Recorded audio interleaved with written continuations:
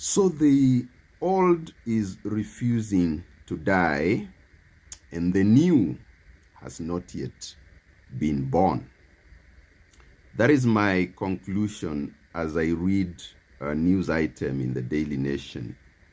Trump threatens extra tariffs on BRICS as leaders meet in Brazil. You guessed right.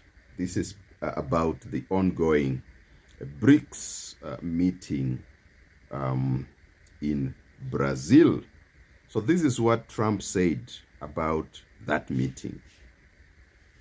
Any country aligning themselves with the anti-American policies of BRICS will be charged an additional 10% tariff.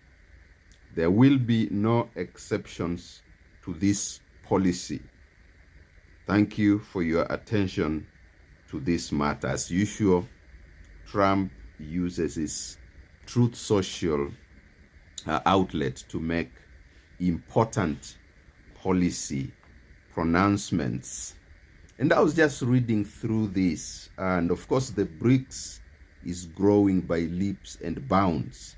More than 30 countries are now in line to join the BRICS. Of course, there's a lot of pressure from the West for countries not to join the BRICS, particularly because China, which is seen as the main competitor to the West, is a founder member of the BRICS.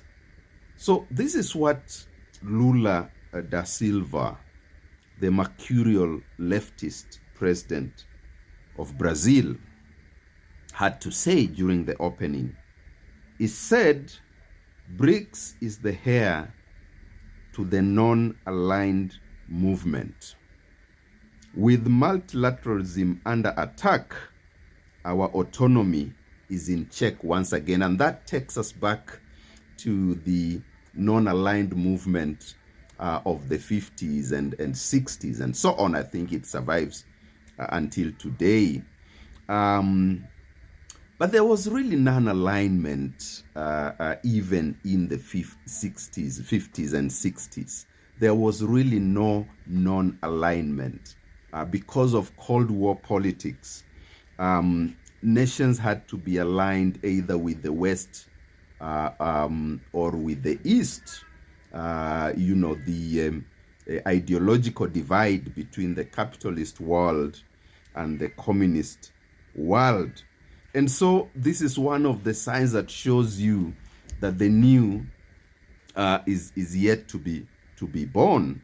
So Lula goes on to say, if international governance does not reflect the new multipolar reality of the 21st century, it is up to BRICS to help bring it up to date.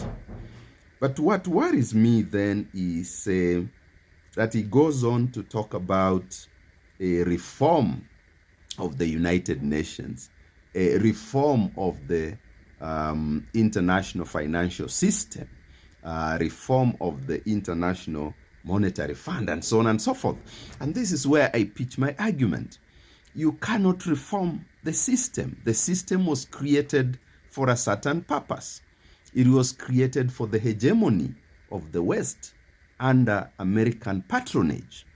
So the only option for a new system to be born is to collapse the present system.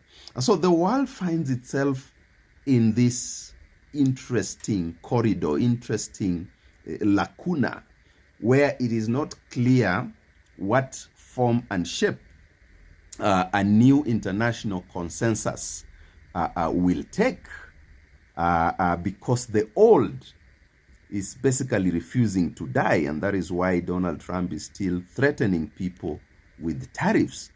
But the new is still trying to define itself with the values of the 50s and the 60s in terms of the non-aligned movement.